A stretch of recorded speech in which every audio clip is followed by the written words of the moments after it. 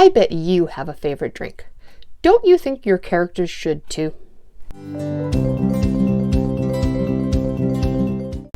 Welcome to Jenn's Writing World. If you have a story to tell, you are in the right place. Let's do it 10 minutes at a time. Well, Chewy's looking out the window here, so I thought he could join us for today's intro before we get to writing. And the topic I want to talk about today is one that I use whenever I write. I love to sprinkle details about my characters in my books, and one of the easiest things to describe is a signature drink that a character or lots of characters each individually have. I've been using this mug. It is my favorite mug. I cannot tell you how long I've had it. 20, 30 years easily, probably. It is empty, however. But I have like two signature drinks. I have a hot signature drink and a cold signature drink. I'm not holding up a Coke Zero, but that would definitely be my cold signature drink. And chai tea is my hot signature drink. It's a nice sunny day. I'm not drinking any chai tea right now, but whenever I go to Starbucks or any coffee shop, that is what I order. I don't drink coffee, and while I don't hate tea, it's certainly not a favorite of mine. So if I was going to write me as a character, I would write that I was enjoying a 20-ounce bottle of Coke Zero. And you know what that would tell you if you were reading the book? That would tell you that it's warm out. There it is. I didn't have to say it was warm out. I just had to say that the character was enjoying an icy bottle of Coke Zero. And I know trademark can be an issue, so you can genericize that if you want to. Or if I say, oh, the character warmed her hands around her favorite mug that she's had for 30 years and sipped on the hot chai tea latte. What does that tell you? Well, it tells you something about the character, obviously. Maybe they don't like coffee. But it also tells you that maybe it's chilly out. She's warming her hands around the thing. You never had to say it's chilly out. This can be the easiest thing in the world. And it doesn't have to be done with drinks. You can do it with food. You can do it with the type of car they drive, the clothes they wear. But it's really easy with drinks because, especially if you're writing a contemporary novel, we live in a world where a lot of people have a favorite drink. They have a favorite Starbucks drink. They have a favorite soda. The Coke versus Pepsi wars happened for a reason. People are very opinionated about what they drink, and they will fight you for it. And so it's really easy to give the same trait to your characters. In my mystery work in progress, the best friend of the main character, owns a coffee shop. And right now it's called Espresso Yourself, which I really like. One critique said that it was a little long, and so I'm thinking about it, although I really do like it. I think it's pretty cute. But everybody comes into her coffee shop. It's a really small town. It's the only coffee shop in town. In fact, she actually owns the kiosk out on the highway that also serves coffee. So she basically knows what everybody drinks, and it gets mentioned. She'll go over to somebody's house and she'll bring them their Americano or their espresso. Now, remember, I don't drink coffee, so this definitely takes research on my part. What doesn't take research, though, is to Google the Starbucks menu, bring it up, and just give people drinks. That's pretty simple. Plus, I love going to Starbucks before everything closed down. My favorite place to write, as we know, when the going to different places, and I mentioned this before, was Starbucks. I could write for hours in a Starbucks enjoying a chai tea and maybe some lemon loaf. So it's really easy to look up the variety of drinks out there and just give your characters different drinks. And now we get into how it enhances your story. I did mention how you can describe the weather based on what people are drinking, but it's more important than that. You go into a room and the room is empty, but sitting on the table is a drink, and we can make it really simple, and it can be a to-go cup with the person's name written on it, which they do in Starbucks. And maybe in my coffee shop, she would do the same thing, and so she would write Ben on the cup. And so you don't see Ben, but it's a safe bet that Ben was in that room because there's Ben's coffee. And so, or you don't write it on there, but if you have mentioned several times that a certain character really likes chai tea, and now we walk into the room, person's not in the room, but a chai tea is in the room, the reader is going to think, without you having to write anything, oh, so-and-so was in the room because so-and-so drinks chai tea. Do you see how you fill in ideas without even having to state them in words? And it works for lots of things. If you need them to be clues, you can have them be clues. You can have a way you can't figure out how to get two characters together. Well, have them meet at a coffee shop, and they find out they like the same drink. Or you have the stranger who buys the drink for the person behind them, that's always a fun thing to do. And that, provokes conversation, or it gives you information about the character themselves, that they are the kind of person who would do a pay it forward kind of thing. Anyway, it's the simplest thing in the world. All you got to do is give everybody a drink that they like, and it can enhance your book in every single aspect of it. Now, the way that I did this to make sure that A, I didn't duplicate, and B, that I remembered, is on that spreadsheet that I've mentioned before, where I wrote everybody's name across. I gave them each a column on this Excel spreadsheet, and one of the rows says drink. And so then I was able to go through and write everybody's drink. And the kids might not have a drink, but they might have a soda or whatever it is. And then when it comes time where I want to mention that drink, I didn't have to go through previous chapters to find out what I had said. All I had to do was go to the spreadsheet and be like, oh, well, there's Diana, and she likes to drink frappuccinos. Easy peasy. Tuck it in there, and you're good to go. I hope this gave you some ideas for your writing today, or at least ways to think about your characters.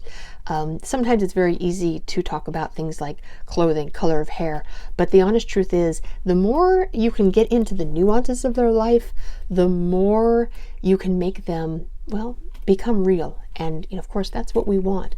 We want our characters so real that the reader completely relates to them. And drinks have the beautiful way of doing that, because your character might drink chai tea lattes, and a reader like me might drink chai tea lattes, and all of a sudden I have a connection with that character. Nothing else may be in common, but I'm going to be like, oh yeah, we have a connection. And that means I'll keep reading, which is what every writer wants to do. Okay, enough talk and enough drinking. Let's get writing. Well, what you don't know, except I'm telling you right now, is that this is take 2. Because the first time I did a 10-minute write-in for this day, I forgot to attach my microphone. So I sound like I'm far, far away, which is not what I want. So it was daytime when I recorded that one. Now it is early morning, which is actually my favorite time to write. So let's go and do our 10 minutes, and I'll see you on the other side. All right. I have the timer right here. It is set for 10 minutes. And here we go. 3, 2, 1, start.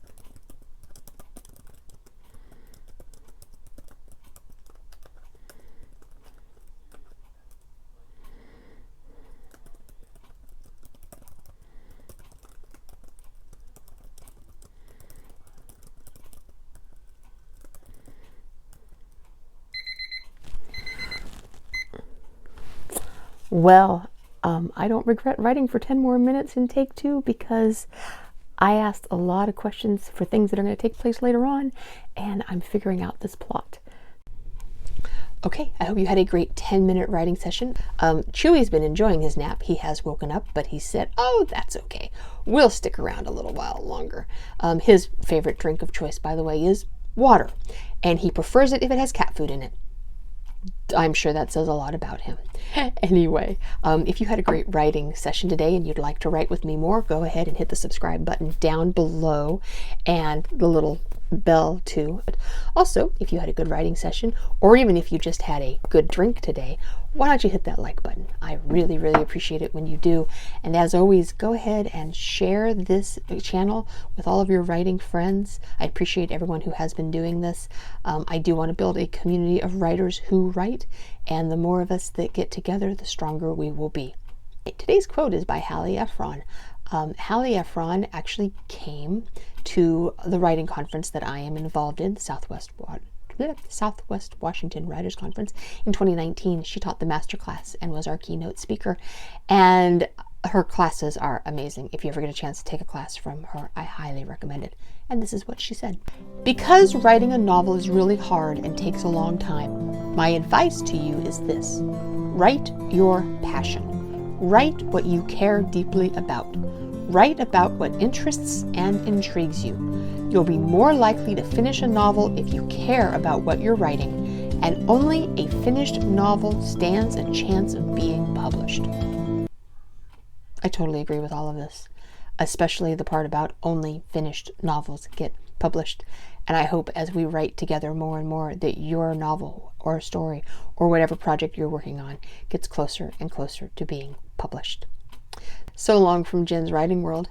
Until the next time, write, write, write. Bye, Chewy.